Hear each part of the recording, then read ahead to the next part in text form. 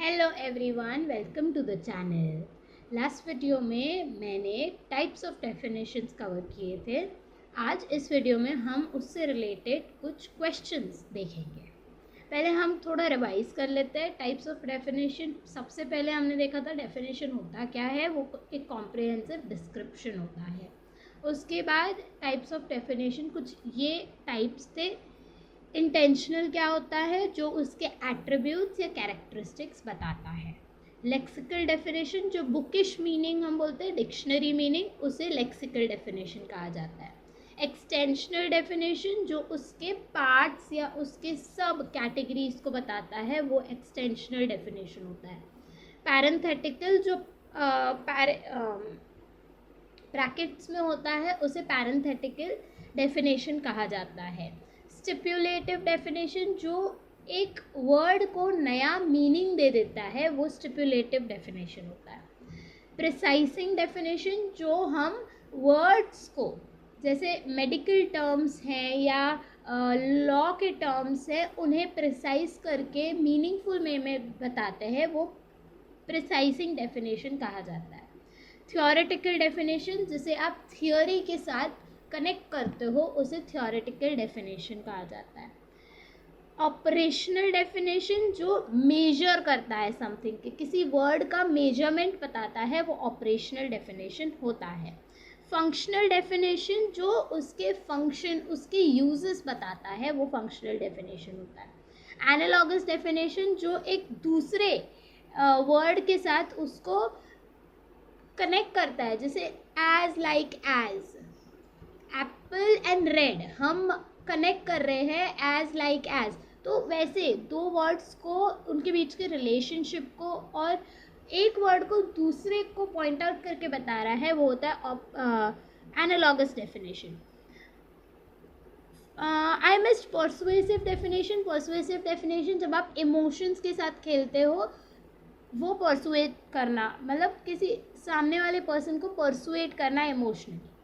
And last यहाँ पे ऑस्टेंसिव definition, मैं किसी चीज़ पे पॉइंट आउट करके बोल रही हूँ ये, तो ये हो गया ऑस्टेंसिव डेफिनेशन। तो हमने इसके ऑलमोस्ट सारे टाइप्स देख लिए थे। Intensional definition, extensional definition, lexical, stipulative, precising, persuasive, operational, जैसे मैंने कहा मेजरमेंट, फंक्शनल उसका यूज़ या फंक्शन, ऑस्टेंसिव किसी ऑब्जेक्ट को आप पॉइंट आउट करते हो और बताते हो कि मैं इसके बारे में बात कर रही हूँ, तो वो होता है ऑस्टेंसिव।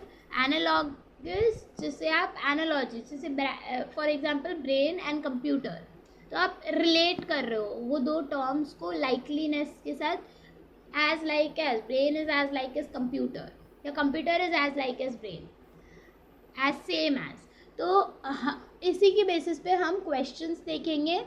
कुछ क्वेश्चंस मैंने यहाँ पे 9 to 10 क्वेश्चंस कवर किए हैं। बाकी क्वेश्चंस जो भी मुझे लगे कि इम्पॉर्टेंट है, तो वो मैं डिस्क्रिप्शन में मेंशन करती जाऊँगी। आप डिस्क्रिप्शन पे देख सकते हो अगर और क्वेश्चंस इससे रिलेटेड चाहिए तो। इनमें से most of the questions UGC net के पेपर में आ चुके हैं, पेपर 1 में।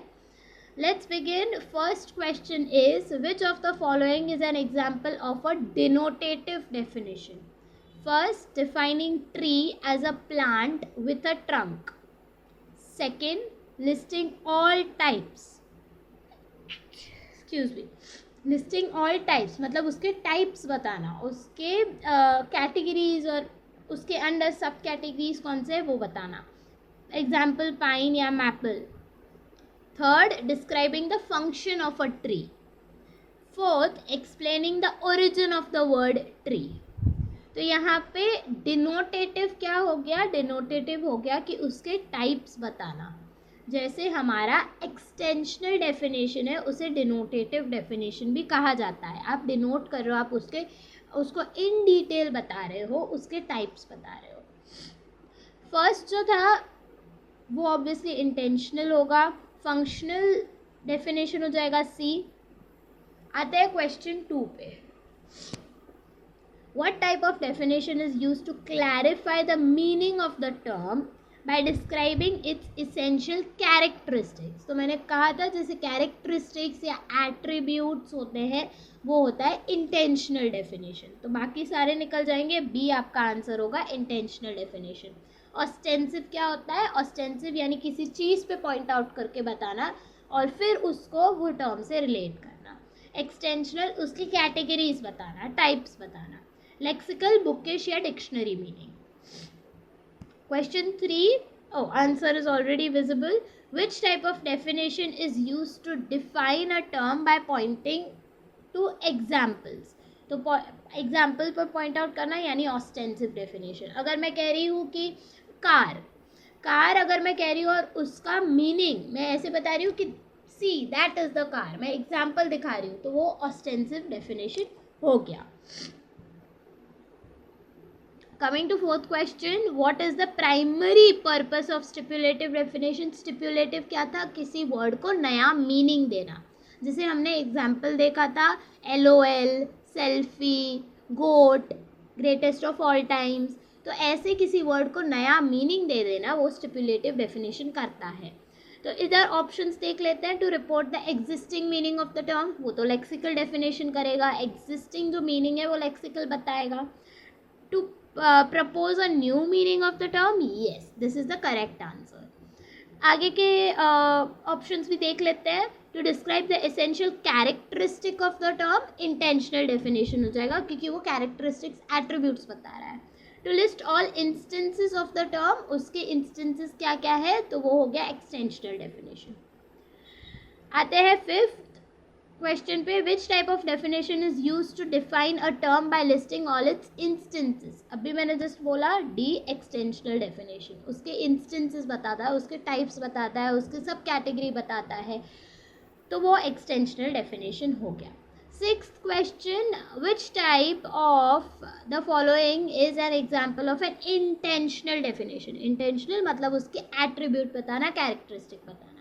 Defining car by listing all the car models. Defining a car as a road vehicle which has 4 wheels. Pointing to a car and saying this is a car. Describing history of the car. Obviously second option होगा B option. क्यों? क्योंकि first option जो है defining car by listing all the car models, वो हो गया extensional definition. अब car की डेफिनेशन बता रहे हो उसके मॉडल्स के बेसिस पे, तो उसके सब कैटेगरी के बेसिस पे, तो वो एक्सटेंशनल हो गया. पॉइंटिंग करते हुए तो वो ऑस्टेंसिव हो गया. कार की हिस्ट्री बताना मतलब डिटेल बताना, तो ये तो इंटेंशनल नहीं होगा. आते हैं सेवेंथ क्वेश्चन पे. Determine the nature of the following definition. एक डेफिनेशन गिवन है, आपको कौन सा डेफिनेशन है वो आपको बताना है. पुअर मीन्स हैविंग, वी के जगह पर भी है, having an annual income of ₹1000. सिर्फ उसका इन्फॉर्मेशन बताया. तो ये क्या हो गया, ये हो टाइप्स देख लेते हैं. Persuasive definition, प्रिसाइजिंग definition, lexical definition की स्टिपुलेटिव डेफिनेशन. ऑब्वियसली ये हो जाएगा प्रिसाइजिंग डेफिनेशन, क्योंकि वो पुअर वर्ड का एक्चुअल मीनिंग नहीं बता रहा है, तो वो लेक्सिकल तो होगा ही नहीं. ना ही पुअर को कुछ इमोशनल वे में बता रहा है, तो परसुएसिव भी नहीं होगा. पुअर का कुछ न्यू मीनिंग भी नहीं दिया है, स्टिपुलेटिव तो होगा ही नहीं. तो ऑब्वियसली दिस इज प्रिसाइजिंग. प्रिसाइज वे में वर्ड को बताया गया है कि एनुअल इनकम जिनका ₹1000 होगा वो होगा पुअर, तो प्रिसाइजिंग डेफिनेशन कहा जाएगा इसे. आते हैं एट्थ क्वेश्चन पे. Which type of definition is used to define a term by describing its function of or purpose? उसके functions क्या है, उसका use क्या है, उसका purpose क्या है, तो वो हो गया functional definition. तो फर्स्ट ऑप्शन करेक्ट है, इसमें तो कुछ और देखने की ज़रूरत ही नहीं है. Question 9. Which type of definition is used to define a term by specifying the procedure used to measure or observe it? मैंने क्या कहा, मेजर अगर करने का बात आ रहा है वो हो जाएगा ऑपरेशनल डेफिनेशन. तो ऐसा डेफिनेशन जो प्रोसीजर बताता है मेजर करने को या ऑब्जर्व करने को, वो हो गया ऑपरेशनल डेफिनेशन. इंटेंशनल, एक्सटेंशनल और लेक्सिकल तो होगा नहीं. ए लास्ट आते हैं. Which type of definition is use to define a term by explaining its relationship to a particular theory और अ फ्रेमवर्क, आप उसका रिलेशन बता रहे हो विथ अ पर्टिकुलर थियोरी और अ फ्रेमवर्क, तो वो हो गया थ्योरेटिकल। लेक्सिकल होगा नहीं क्योंकि बुकिश मीनिंग दे नहीं रहा है। ऑस्टेंसिव नहीं होगा क्योंकि किसी चीज़ पे पॉइंट आउट नहीं कर रहा है। पैरेंथेटिकल नहीं होगा क्योंकि ब्रैकेट में उसका डेफिनेशन नहीं गिवन है। थ्योरेटिकल ही होगा, तो डी, आंसर इज डी।